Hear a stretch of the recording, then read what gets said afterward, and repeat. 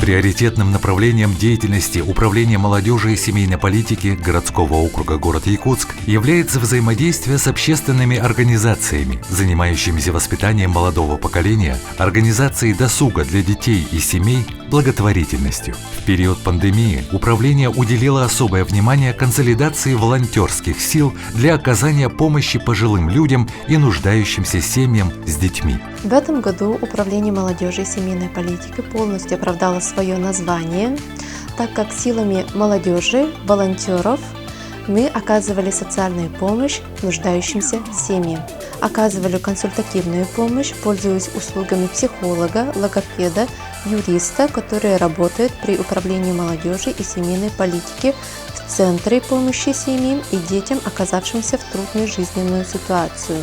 Также с 24 апреля по 26 мая 2020 года в молодежном центре «Арена-31» в рамках борьбы с коронавирусной инфекцией прошла акция «Мы вместе». Управление молодежи и семейной политики принимало участие в акции «Мы вместе» и во всероссийской акции «Тележка добра» в развозке и сортировке продуктовых наборов для пенсионеров 65 и старше, и для нуждающих семей с детьми с инвалидностью. Всего было собрано более 13 тысяч продуктовых наборов.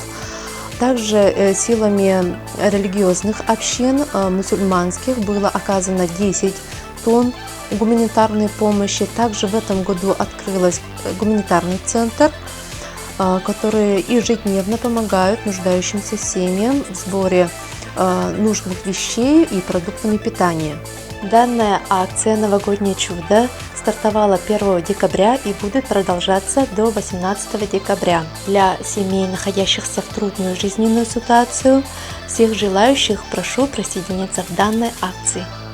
Управление молодежи и семейной политики городского округа город Якутск желает вам счастливого Нового года. Будьте здоровы!